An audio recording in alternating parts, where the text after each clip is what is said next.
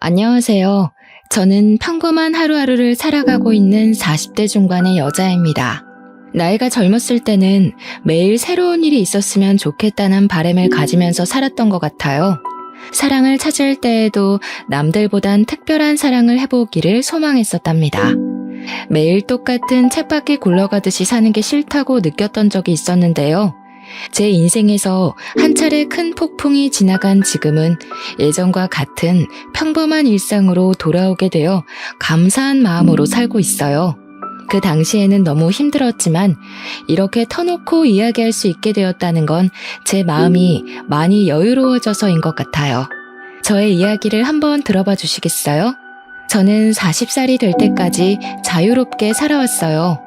어릴 때부터 꾸미는 데에 관심이 많아서 진로를 일찍 뷰티 쪽으로 생각하게 되었답니다. 그래서 대학 진학을 하지 않고 고등학교를 졸업하고 바로 뷰티 학원을 등록하게 되었죠. 그렇게 20대 초반에 네일숍을 시작해서 지금까지 해오고 있어요. 적성에 잘 맞아서 그런지 사업은 점점 번창했고 지금은 3개의 숍을 운영하고 있죠. 사람들 각자 자기에게 맞는 일을 해야 한다고 생각하기에 대학에 가지 않은 것을 후회하지는 않고 살아왔어요. 저는 어릴 때부터 제 생활비는 스스로 벌 수 있어서 자립도 일찍 하게 되었고 그 덕에 혼자 여행도 많이 다니고 하고 싶은 일은 해보고 살아올 수 있었거든요. 연애도 꾸준히 해왔지만 40대에 딱 들어서자 거짓말처럼 남자를 만날 기회가 없어지더라고요. 친구들은 이미 아이 키우고 있고 주변에 괜찮은 남자는 찾을 수 없으니까 조급한 마음이 들기 시작했어요. 결혼을 하고 싶다는 생각이 그리 많지는 않았는데 주변에서도 슬슬 걱정을 하기 시작해서 결혼 정보 업체에 가입을 하게 되었죠. 몇 번 주선해주는 분들을 만나봤지만 제 마음에 들지는 않더라고요. 이럴 바엔 살던 대로 혼자 편하게 살자는 생각이 점점 커져갔고 마지막이란 생각으로 소개팅을 나가게 되었죠. 거기에서 지금의 남편을 만났답니다. 저보다 1살이 많았는데 풍기는 분위기가 학구적이라 그런지 나이보다 어려 보이더라고요. 술도 별로 좋아하지 않고 담배도 하지 않는 점이 가장 마음에 들었네요. 중소기업에 다니고 있다는데 연봉은 나이에 비해 솔직히 많이 모자랐지만 제가 사업을 하니까 금전 문제는 저에게 크게 중요하지 않았어요. 어리숙한 모습이었지만 우리나라에서 가장 명문대인 S대를 나왔더라고요. 자신과 반대인 사람이 끌리는 법이라고 제가 공부 쪽엔 재능이 없어서 남편에게 호감이 크게 느껴지기 시작했답니다. 그 후로 제가 더 적극적으로 나서서 데이트를 시작하게 되었어요. 제가 가만히 있으면 남편은 연락도 안 하고 아무것도 안 할 것 같더라고요. 그렇게 6개월의 짧은 연애를 했고 서로 나이도 있으니 결혼까지 빠르게 이어지게 되었답니다. 시댁은 그럭저럭 여유가 있는 평범한 집안이었는데 살고 있는 아파트가 자가라는 것만 알고 사실 자세한 건 알지 못했어요. 남편이 말수가 진짜 적어서 물어봐도 대답도 시원하게 안 해줬고요. 시부는 회사를 다니다 이미 오래전에 퇴직하고 노인대학에서 강의를 종종 하신다는데 남편과 같은 명문대를 나왔더라고요. 그리고 시누이가 2명이 있는데 첫째 시누는 전업주부인데 남편이 의사라고 자부심이 엄청 났답니다. 솔직히 재력이 있는 집안도 아닌데 어떻게 의사 사위를 뒀나 궁금했었는데요. 신우도 알아주는 대학교를 졸업했는데 거기서 지금의 남편을 만나 연애를 오래 하고 결혼했다네요. 시모가 첫째 신우 자랑이 대단해서 신우가 한번 집에 오면 공주 행차하는 것처럼 대접을 하더라고요. 첫째 신우 온다는 날에는 밥상에 소갈비찜은 기본이고 메뉴가 달라졌답니다. 둘째 신우는 2년째 미국의 유명 대학에서 박사과정 밟고 있어서 결혼식에도 오지 않았어요. 왔다 갔다 하는 비용이 더 든다고 하더니 제가 항공권 사준다니까 바로 불이 나게 오라고 전화하더라고요. 근데 둘째 신우가 시험이 코앞이라 못 온다고 수학이 너머로 어찌나 짜증을 내던지 제가 다 민망하더라고요. 자식들 모두 명문대를 나왔다는 게 시모에게는 인생의 최고 업적이자 자랑인 듯 보이더라고요. 시댁 갈 때마다 저한테 자랑을 얼마나 하는지 레퍼토리를 외울 지경이었답니다. 너 남편이 어렸을 때부터 영재 소리를 들었다. 고등학교 때는 주변 엄마들이 어떻게 공부시키는데 맨날 1등이냐고 물어봐서 밖에 나가는 게 힘들었어. 아유, 엄마들마다 돌아가면서 과일 사다 주고 케이크 사다 주고 얼마나 귀찮았는지.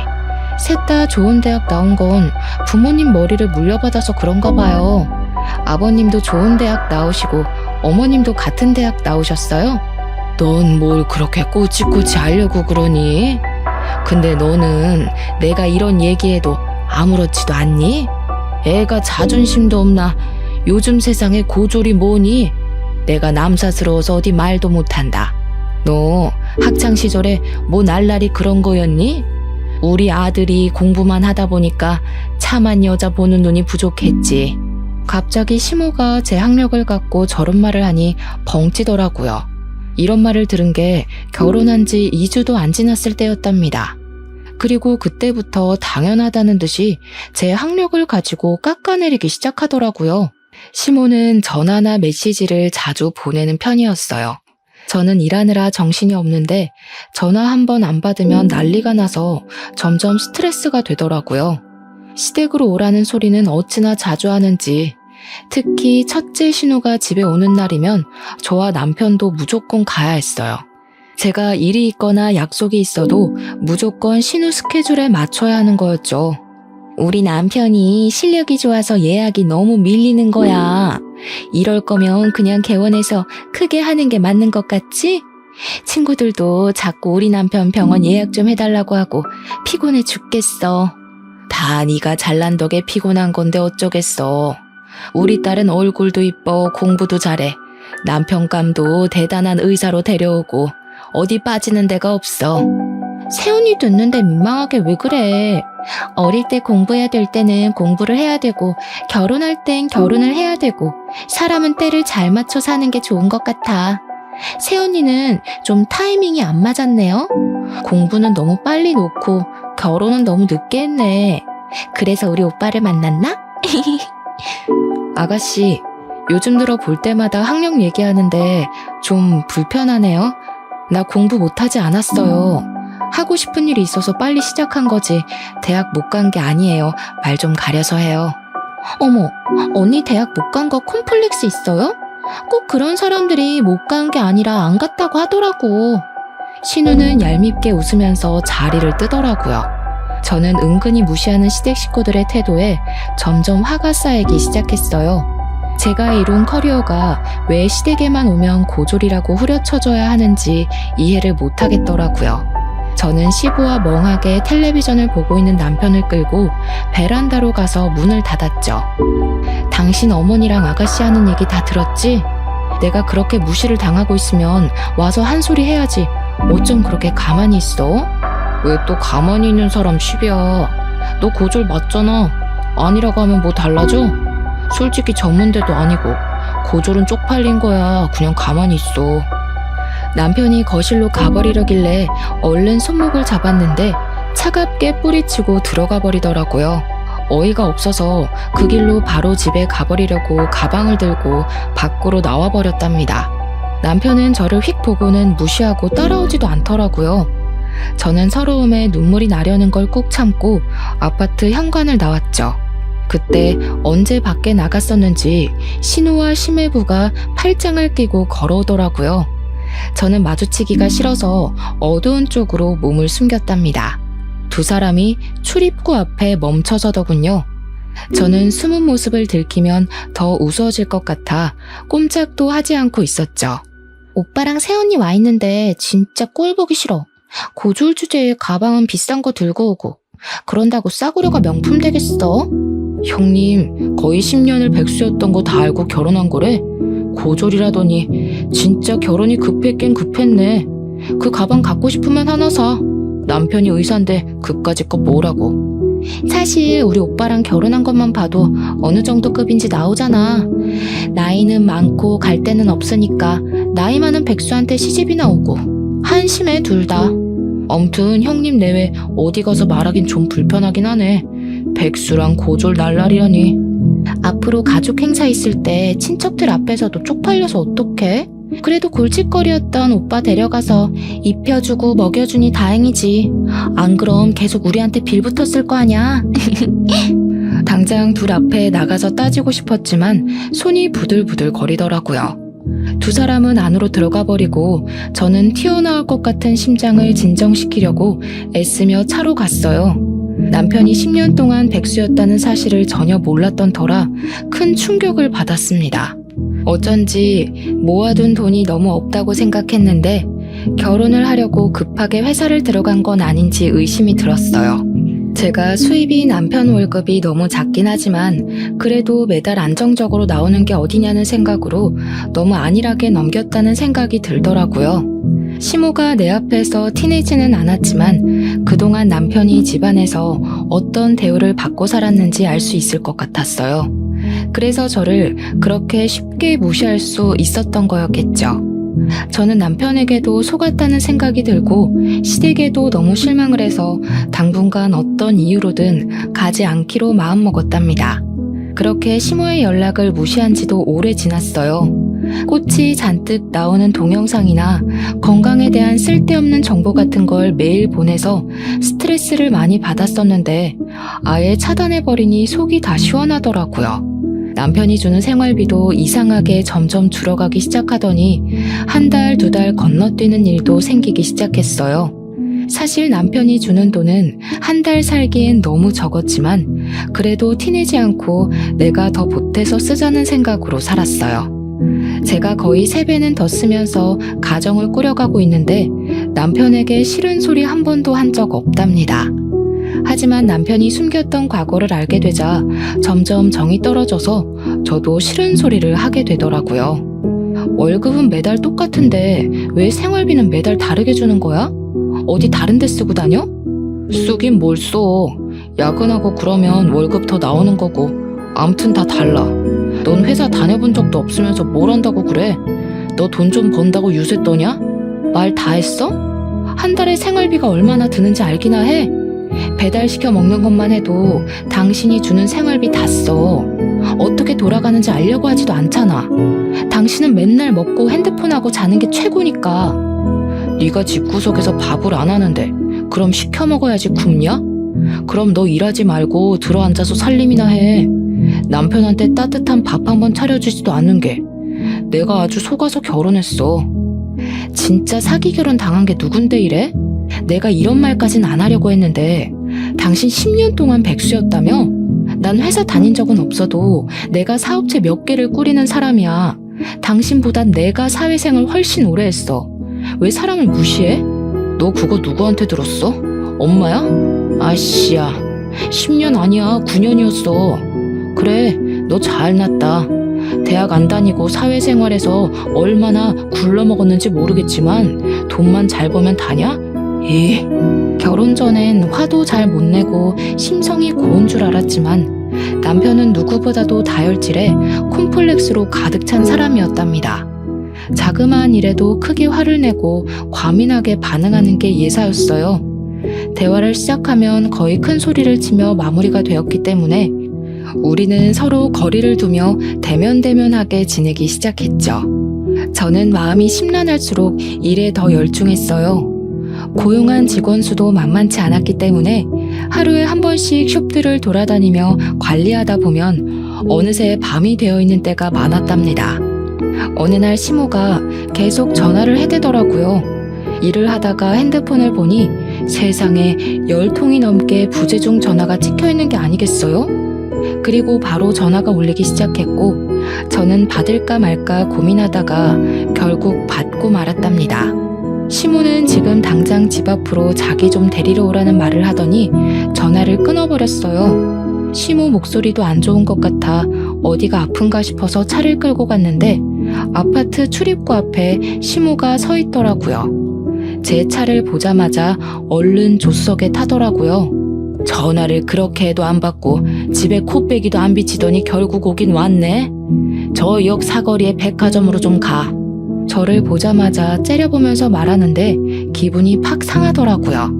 제가 운전하지 않고 가만히 쳐다보고 있으니 출발하라며 삑 소리를 지르는 게 아니겠어요? 시모와 저는 백화점으로 들어갔어요. 도대체 뭘 하려는 건지 여우 같은 시모의 속을 알 수가 없어서 일단 지켜보기로 했답니다. 너는 시어머니 생일이 다 돼가는데 연락 한 번 없어? 시아버지 생신 때는 그렇게 잘모시더니 지금 사람 차별하니? 살가운 며느리는 바라지도 않는다. 적어도 최소한의 도리는 해야 할 거 아니야. 어머니, 그럼 지금 일하는 사람 빨리 오라고 한 게 생일 선물 받아내려고 이러신 거예요? 그리고 저 어머니한테 아직 안 풀렸어요. 그렇게 저 무시하시면서 제 돈은 쓰고 싶으세요? 얘가 말하는 꼬락서니 좀 봐. 아직 안 풀려? 니까짓 게 뭔데? 내가 너 고졸이라고 그거 한마디 했다고 지금 시어머니한테 이렇게 모렴치하게 대하는 거니? 네가 이럴수록 사람들이 너 무식하다고 흉보는 거야. 알았니? 어머니, 저한테 무식하다고 그런 말 좀 그만하세요. 그러는 어머니는 대학 나오셨어요? 고등학교는 나오셨어요? 야, 너 사람 많은 데서 자꾸 큰 소리 나게 할래? 나는 자식 3명을 다 명문대 보낸 사람이야. 네가 자식 낳아서 S대 한번 보내봐. 그럼 내가 너 인정해 줄게. 잔말 말고 따라와. 시모는 있는 힘을 다해 저를 째려보고는 앞장서서 걸어갔습니다. 머리 끝까지 화가 차올랐지만 일단 시모가 뭘 하려는 건지 따라가 보았어요. 시모가 들어간 곳은 명품 매장이었죠. 너 지금 메고 있는 그 가방 여기 거 맞지? 그거랑 똑같은 거 색깔만 좀 다른 걸로 나 하나 사다오. 이건 어머니가 들기엔 너무 디자인이 튀어요. 그리고 이게 얼만지 아세요? 지금 생신 선물로 이거 사달라는 거예요? 너 시아버지 생신 때는 그 비싼 식당에서 밥도 척척 사고 선물도 비싼 걸로 가져오더니 나한테 쓰는 건 아깝다 이거야? 너 돈 잘 번다며? 네일숍이 3개라며? 학벌이 안 되면 돈으로 잘난 척 좀 해보라고. 아버님 생신 때 식당은 신우가 마음대로 예약한 거였고요. 그때도 신우가 오빠한테 하도 쏘라고 그래서 그냥 제가 낸 거였어요. 아무튼 결혼하고 처음 맞는 시어머니 생신인데 이깟 가방 하나 사주면 어때서 왜 이렇게 말이 많아? 네가 내 마음에 안 드는 거 사올까봐 내가 미리 생각해서 데려온 거니까 잔말 말고 계산해. 여기요. 이 가방 다른 색깔은 없어요? 그 조용한 명품 매장에서 시모가 큰 소리를 치니까 사람들이 다 쳐다보더라고요. 그냥 나가버리면 시모가 더 난리를 피울 것 같아서 결국 계산하고 나왔답니다. 쇼핑백을 메고 의기양양하게 걷는 시모 뒤에서 터벅터벅 걸어가는데 앞서 가던 시모가 아는 사람을 만난 듯 인사하더라고요. 어머, 백화점엔 웬일이야? 이런데 잘 안 오잖아. 어머, 여기서 뭐 산 거야? 이거 명품 아니야? 요즘엔 자주 오지. 우리 며느리가 내 생일이라고 가방을 사주네. 이런 거 필요 없다니까 굳이 끌고 와서는. 세상에, 첫째 아들이 드디어 효도를 제대로 하네. 옆에 며느리야? 아이고, 나이 많다고 걱정을 하더니 나이보다 젊어 보이네. S대 나와서 화장품 회사 한다더니 그래서 그런가 관리를 잘했나 보다. 지인이 저를 위아래로 훑어보며 떠들자 당황한 시모가 서둘러 지인과 헤어지고 걸음을 빨리 걷더라고요. 저는 기가 차서 시모 옆으로 바짝 따라붙었어요. 제가 S대 나왔다고 거짓말 하셨어요? 화장품 회사는 또 뭐예요? 혹시 친척들한테도 다 그렇게 말씀하셨어요? 시끄러. 우리 가족이 다 명문대 출신인데 고졸이라고 온 동네방네 떠들면 좋겠어? 너는 창피한 줄도 모르는 걸 보니까 일에서 얼마나 배우는 게 중요한지 몰라. 수준 떨어지게 쏴붙이지 말고 비켜. 시모는 오히려 저를 팍 밀치고 나가서 택시를 타고 가버리더라고요. 저도 살까 말까 고민하다가 어렵게 산 가방이었는데 이렇게 한순간에 시모한테 당했다는 기분이 드니 정말 짜증이 솟구쳤어요. 저를 며느리가 아니라 물주로 생각하고 있는 게 분명했으니까 말이죠. 그 일이 있고 며칠 후 시모의 생일이었지만 일이 많다는 핑계를 대고 가지 않았답니다. 남편은 화를 내면서 혼자 시댁에 갔더라고요. 웬일인지 시모도 저에게 오라는 전화를 하지 않았죠. 그렇게 한참 동안 시댁의 발길을 끊었고 조용한 일상이 이어지니 좀 살 것 같더라고요. 물론 오래 가지 못했지만 말이죠. 말로만 듣던 둘째 신우가 박사 과정을 마치고 귀국했다고 연락이 왔더라고요. 첫째 신우가 거하게 환영 파티를 한다면서 비싼 식당으로 예약을 했다고 꼭 오라고 했죠. 그래도 처음 보니까 얼굴은 비쳐야 할 것 같아 남편과 함께 식당으로 향했어요. 경제학 박사 과정을 밟았다는 신우는 생각했던 것과는 사뭇 다르더라고요. 나이가 30대 초반인데 머리도 노랗게 염색했고 짧은 치마를 입고 있어서 사실 좀 당황스러웠죠. 미국에 살아서 좀 자유분방한 모양이라고 넘겼어요. 계속 핸드폰만 들여다보고 있길래 문제라도 생겼나 했는데 SNS를 그렇게 보고 있더라고요. 아, 새언니 네일숍 한다면서요? 앞으로 네일 공짜로 하겠네. 너무 좋다. 숍이 어디에 있어요? 근데 예약제라서 미리 예약을 하셔야 돼요. 그리고 직원들이 하는 거라 돈은 다 내야 돼요, 아가씨. 듣던 대로 새언니 좀 팍팍하다. 나는 그런 성격 별로던데. 근데 언니, 영어 잘해요? 뜬금없는 대답에 제가 멀거니 있으니까 첫째와 둘째 신우가 저를 보며 비웃더라고요. 그러더니 자기들끼리 영어로 대화를 하기 시작하는 게 아니겠어요. 저를 힐끗힐끗 보면서 둘이 어깨를 쳐가며 웃고 영어로 계속 말을 하는 게 당연히 제 얘기를 하는 거잖아요. 신우가 둘이 되니까 이제 이렇게도 무시를 하는구나 싶어 기가 차서 헛웃음이 나오더라고요. 계속 같이 있다간 안 좋은 꼴을 볼 것 같아서 식사 도중에 그냥 저만 나와버렸답니다. 남편은 비싼 밥 얻어먹느라 가는 저는 신경도 안 쓰더라고요. 그렇게 둘째 신우와의 악연이 시작되었던 것 같네요. 얼마 지나지 않아 일이 터지고 말았죠. 출근하려고 준비를 하는데 둘째 신우 전화가 오는 거예요. 다짜고짜 급하다면서 숍 이름하고 주소를 물어보더니 끊어버리더라고요. 결국은 와서 내일을 하려나 보다 싶어 그냥 직원에게 당일에 온다고 해도 받아주라고 말해두려고 했죠. 그렇게 몇 시간 후에 직원이 다급한 목소리로 전화가 왔는데 무슨 이벤트 당첨자라면서 예약을 한다는 전화가 왔다는 거예요. 저는 들어본 적도 없는 얘기니까 거절하라고 하고 끊었답니다. 무슨 영문인지 알 수가 없어서 어디서 계약했던 내용이 있었나 확인해 보려는데 신우가 또 전화가 왔더라고요. 언니, 예약 거절했다는 게 진짜예요? 지금 당첨자가 나한테 메시지 보내고 난리 났다고요. 아가씨 알아듣게 좀 말해요. 무슨 당첨자요? 그럼 이벤트 했다는 게 아가씨가 벌인 일이에요? 일을 버렸다니. 언니, 말 너무 기분 나쁘게 하네요. 다 언니 잘 되라고 내가 이벤트 해준 건데 고맙다고 덥석 해줄 일이지 머리가 잘 안 돌아가나 봐요? 사실 내가 SNS 하는데 팔로워가 좀 돼요. 그래서 언니 숍 홍보 좀 해주려고 내일 무료 이벤트 열어서 5명 뽑았으니까 전화 받으면 친절하게 응대 좀 해요. 이게 도대체 무슨 경우예요? 나한테 먼저 말을 하고 하던가. 말을 해도 당연히 거절했을 일인데 다짜고짜 일을 벌이면 어떡해요? 아가씨가 우리 숍 와봤어요? 무슨 콧구멍만 안 된 줄 알아요? 우리 숍 유명해서 항상 예약 꽉 차요. 이번 달도 예약 끝나서 더는 받지도 못하니까 당장 이벤트인지 뭔지 취소해요. 저는 화가 머리끝까지 나서 거칠게 전화를 끊어버렸어요.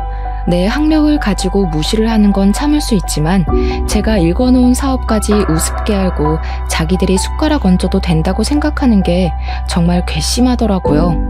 그새 전화를 했더니 불이 나게 시모에게 전화가 와서 저도 한껏 따질 요령으로 받았답니다. 받자마자 당장 집으로 오라며 안 오면 네 잘난 네일숍 가서 다 엎어버리겠다고 소리를 고래고래 지르더라고요.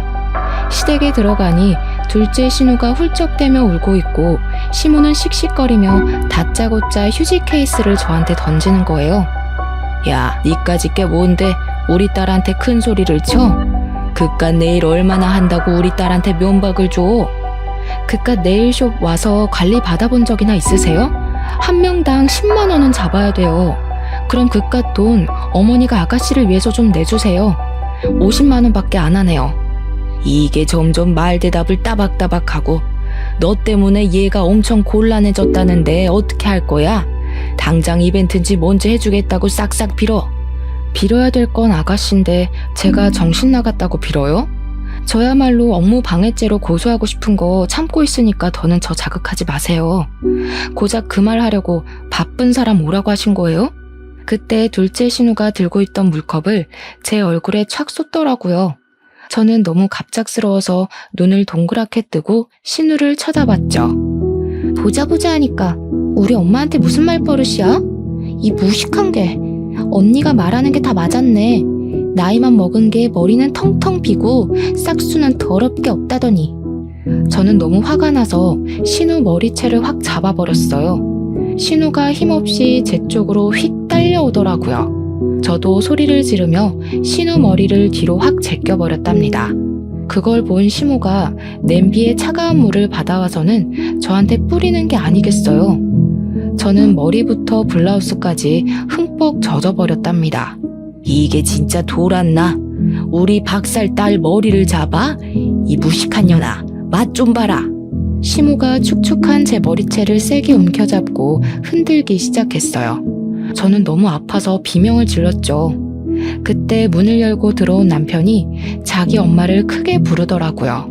제가 단판을 지으려고 시댁에 오기 전에 남편에게 전화해서 오라고 했거든요. 시모가 주춤하는 사이 저는 시모를 확 밀어버리고 비틀거리며 시댁을 나왔답니다. 남편은 저를 따라 나오지도 않고 심지어 밤 늦게 제가 잘 때쯤 몰래 들어오더라고요. 그렇게 남편에 대한 실망감은 더욱 쌓여만 갔는데 완전히 신뢰를 잃을 만한 일이 터졌답니다. 남편은 저녁 일찍 퇴근하기에 저보다 먼저 집에 들어와서 우편함은 남편 담당이었어요. 하루는 제가 오후에 집에 갈 일이 생겨서 들어가는데 우편함에 편지가 있더라고요. 확인해보니 카드 회사들과 대부업체에서 날아온 독촉장이었어요. 저는 남편 빚이 거의 5천이 되는 걸 알고 기함을 했어요. 스케줄을 취소하고 남편이 올 때까지 기다렸죠. 저녁 5시가 되자 남편이 들어오더라고요. 양복이 아니라 편안한 트레이닝복을 입은 남편이 저를 보더니 소스라치게 놀라는 게 아니겠어요. 저는 말없이 테이블 위에 놓인 편지들을 손으로 가리켰어요. 편지를 본 남편이 갑자기 빽 소리를 지르더라고요. 아 진짜 그래서 어쩌라고. 네가 갚아주기라도 할 거야? 너 지금부터 한마디만 더 해. 그럼 네가 갚는다는 걸로 알 테니까. 아님 신경 꺼. 정신 나갔어? 정신병이야? 잘못한 게 누군데 왜 당신이 화를 내고 난리야. 이거 다 뭐야? 결혼하기 전부터 빚진 거야? 그래, 너랑 데이트할 때 너사 처먹이느라 빚졌다. 네 수준에 김밥 한 줄이나 사 먹으면 될걸 뭘 맨날 그렇게 비싼 걸 처먹겠다고. 어차피 다 네가 쓴 돈이네. 이참에 네가 갚으면 되겠네. 말 그따위로 할래? 이제 아예 본 모습 까보이겠다 이거야? 당신 그 옷은 뭐야? 회사 갔다 온 거 맞아? 야, 너 사회생활 20년이라며 그런데도 눈치 못 챘어? 나 너랑 결혼하고 바로 회사 잘렸어. 그래서 그 잘난 생활비 대려고 카드 서비스까지 받은 거야. 다 네 탓이네 그러고 보니까. 뭐? 맨날 네 탓이라고 하면 다 해결되니? 이 거지 같은 인간아. 네가 능력 없는 건 알았지만 이렇게 바닥인 줄은 몰랐다. 야, S대 나오면 뭘 하니? 평생 밥벌이도 못하고 사는데. 이 무식한 게 감히 어디서 S대를 입에 올려. 대학 문턱도 못 가본 년이? 남편은 저에게 와락 달려들었고 저는 숨을 쉬기 힘들었어요. 저는 살기 위해 본능적으로 남편 손을 마구 긁었고 있는 힘을 다해 남편을 밀어내고 집을 뛰쳐나왔답니다. 남편과 사이가 좋았다고 해도 시모의 막말과 시댁 식구의 무시 때문에 헤어질 이유가 충분한데 남편까지 바닥이었으니 더는 견딜 수가 없었어요. 이때가 남편과 헤어지기로 결심을 하게 된 순간이었어요. 그 뒤로 저는 시댁의 발길을 딱 끊었답니다. 제가 대꾸도 하지 않으니 심심해서였을까요? 무슨 신데렐라 의붓 언니들도 아니고 쇼베의 첫째와 둘째 신우가 나란히 찾아와서 안 입고 온 표정으로 저를 보고 있더라고요. 더 웃겼던 게 시무한테 빼앗기듯이 사준 명품백을 첫째 신우가 들고 있는 게 아니겠어요? 손님들과 직원들이 다 있으니 최대한 아무렇지도 않게 상대를 해줬는데 새언니 덕 좀 보자면서 내일 좀 해달라고 하더라고요. 저는 숍 관리를 하다 보니 네일을 직접 한 지는 꽤 오래되었지만 예약이 꽉 차서 직원이 모자랐기 때문에 어쩔 수 없이 제가 해주기로 했답니다. 케어를 해주고 있는데 첫째 신우는 저를 마치 아랫사람 대하듯이 하대를 하는 말투와 행동을 하는 거예요. 평소에 서비스 직군 사람들에게 어떻게 행동을 하는지 딱 알겠더라고요. 뒤집어 엎고 싶었지만 직원들 눈이 있어서 꾹 참았죠. 내가 평소에 하는 데보다 못하는 것 같은데? 새언니 실력이 이런데 장사는 꽤 잘 되네. 위치가 좋아서 그런가? 역시 병원도 목이 좋은 데다가 해야 돼. 어디로 할지 머리가 아프다니까. 형부병원 크게 개업한다면서 어디다 하려고? 우리 집 근처에서 하면 가깝고 좋잖아. 한층 다 빌려서 하는 거야? 넌 형부 그릇이 그것밖에 안 될 것 같아? 층수 낮은 건물 통째로 차리려고 알아보고 있어. 친정 동네엔 너무 후지고 좀 돈이 있는 데서 해야 잘 되지. 아, 지금 알아보는 데가 새언니 친정 쪽인 것 같은데? 그래요? 나도 친정 쪽에서 숍 하나 더 내려고 찾아봐서 그쪽은 꽤 잘하는데 괜찮은 데 많죠. 콧구멍한 숍이랑 병원이랑 비교가 돼요? 새언니 은근히 자랑질 많이 하는 거 알아요? 무식해 보이니까 좀 고쳐요. 가족이니까 이런 말도 해주는 거예요. 저는 신우들을 빨리 보내려고 참을 인자를 새기며 내일을 마무리해 주었어요. 역시나 예상했던 대로 돈을 안 내고 가려고 하더라고요. 큰 병원 한다는 사모님이 숍 규모 보면 몰라요. 내가 주먹구구식으로 장사하는 데 아니고 세금이며 월급이며 제대로 내고 하는 거예요. 난 친정엄마가 와도 돈 받으니까 돈 내고 가요. 내일도 거지같이 해줬으면서 그 돈을 다 받아먹으려고요? 돈 어지간히 밝혀 진짜.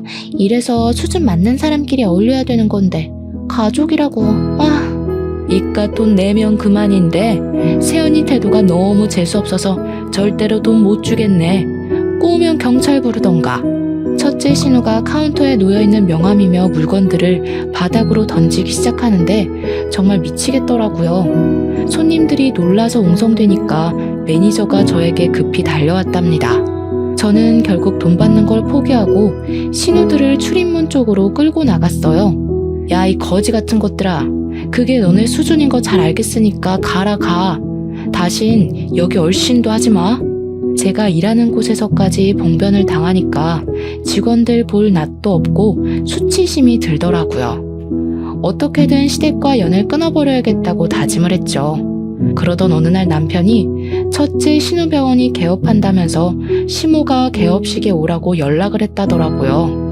제가 당연히 같이 가겠다고 했더니 남편이 놀라는 눈치였어요. 그러거나 말거나 저는 멋들어지게 차려입고 개업식에 찾아갔답니다. 병원 앞에 가니 첫째 신우가 명품으로 도배를 하고 상귀된 표정으로 손님들에게 인사하고 있더라고요. 옆에는 시모와 둘째 신우도 마치 자기 병원인 양 콧대가 하늘을 하고 있었죠. 저는 남편을 돌아보며 서류 봉투 하나를 건넸답니다.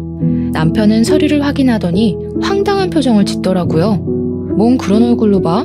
그럼 내가 계속 너한테 호구당하면서 살 줄 알았니? 거기 도장 찍어. 조용히 합의 이혼하는 게 서로 편할 거야. 갑자기 왜 이혼을 해? 내가 바람을 피웠냐 도박을 했냐? 그깟 싸움 몇 번 했다고 이혼하면 세상 사람들 다 이혼했겠다.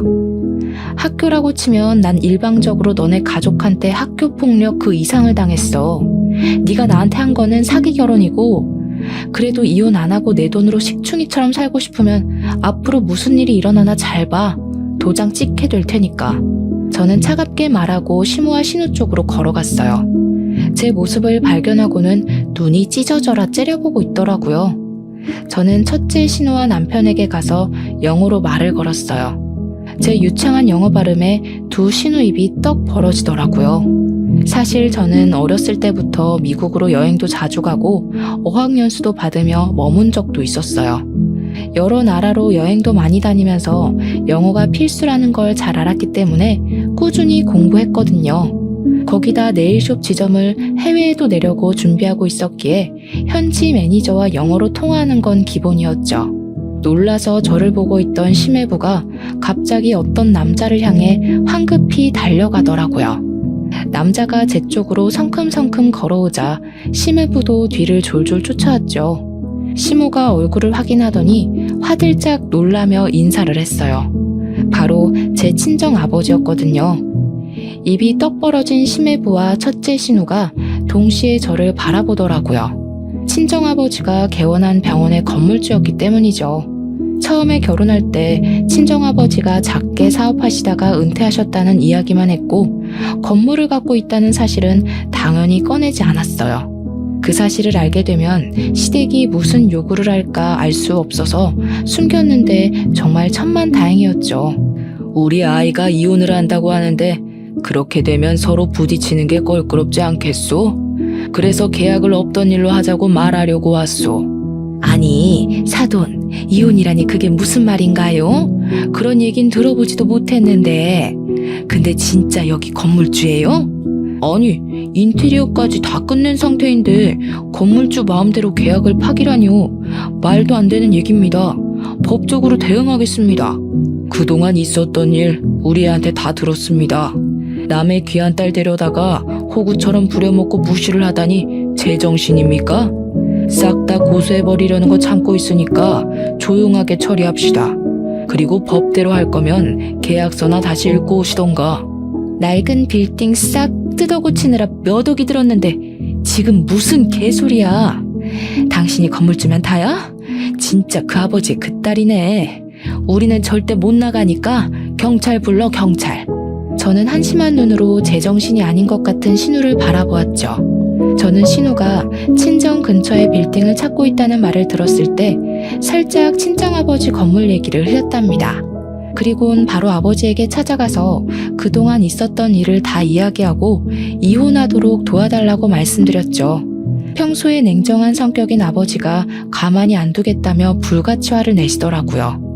아니나 다를까 심해부가 건물을 빌리고 싶다는 부동산에 연락을 받았고 아버지는 갑인 건물주가 원할 때는 언제든지 계약 파기가 가능하다는 내용을 교묘하게 계약서에 적어두셨답니다. 그리고 시세보다 훨씬 싸게 월세를 제시하니 심해부는 제대로 확인도 하지 않고 바로 계약을 해버린 것이죠. 계약서를 확인해본 심해부의 두 손이 덜덜 떨리자 일이 심각하게 돌아가는 걸 눈치챈 첫째 신우가 시모를 뒤에서 쿡쿡 찌르더라고요. 사돈, 뭔가 오해를 하신 모양인데 가족끼리 다툼이 좀 있었던 건 맞지만 그렇게 심각한 건 아닙니다. 화를 좀 푸시고 천천히 대화를 해보는 게 어떠실까요? 예, 그동안 마음 상한 게 있었다면 내가 사과하마. 어떡하죠? 마음이 좀 상한 게 아니라 이혼 안 하면 제가 죽을 것 같은데요.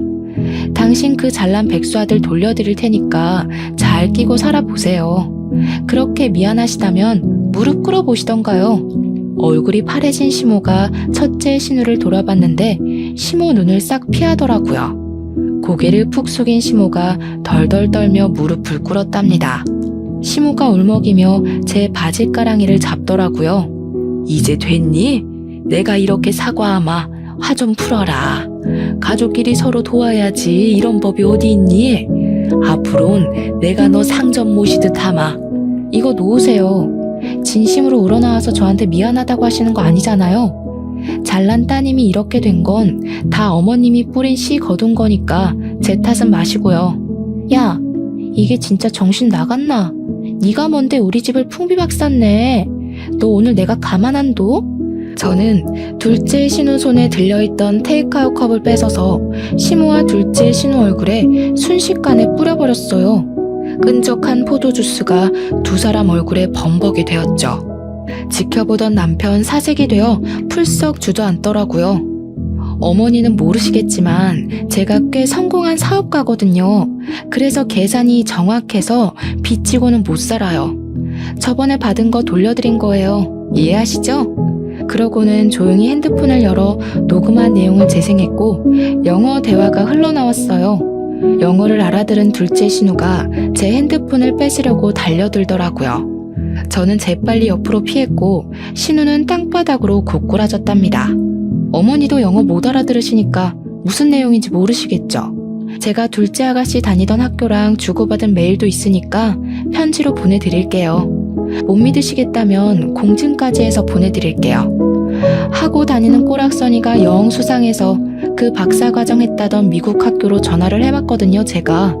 근데 아가씨 이름이 없다네요. 저는 혼이 나가버린 시댁 식구들을 남겨두고 돌아섰답니다. 남편은 어떻게든 이혼은 안 하려고 했지만 저는 소송 이혼으로 완벽하게 이혼할 수 있었죠. 남편이 한 푼도 없었기에 정신적인 피해 보상이나 위자료는 받을 수 없었지만 저를 갉아먹는 시댁과 깔끔히 정리가 된 것만으로도 다행이라는 생각이 들었어요. 소송 과정에서 알게 되었는데 병원을 무리하게 개원하느라 막대한 빚을 졌던 첫째 신우는 살던 아파트까지 처분해야만 했고 첫째 신우한테 돈을 빌려줬던 시댁도 빚더미에 올라앉았다고 하더라고요. 전 남편은 여전히 백수로 지내며 늙은 시부모에게 빈대부터 살고 있고요. 둘째 신우는 미국에서 대학 합격했다고 거짓말하고 유학비 받아 흥청망청 유흥을 즐기며 살았던 게 들통나서 집에서 쫓겨나서 지금도 행방을 모른다고 하네요. 저는 여전히 숍을 운영하면서 바쁘게 살고 있고 가끔 혼자 여행을 다니며 재충전하는 것을 낙으로 여기고 있답니다. 결혼을 하고 그 사람의 가족을 받아들이는 건 정말 중요한 일이고 인생이 바뀔 수도 있는 사건인데요. 저는 남들이 정해놓은 기준에 맞춰 살아가려고 너무 성급한 선택을 했던 것 같아요. 폭풍 같던 시간을 지나온 자신을 더 소중히 여기고 이제는 저만의 박자에 맞추어 여유 있게 살아가 보려 한답니다. 여러분도 제 사연을 듣고 현재의 일상에 더욱 감사하는 마음을 가져보셨으면 좋겠어요. 들어주셔서 감사합니다.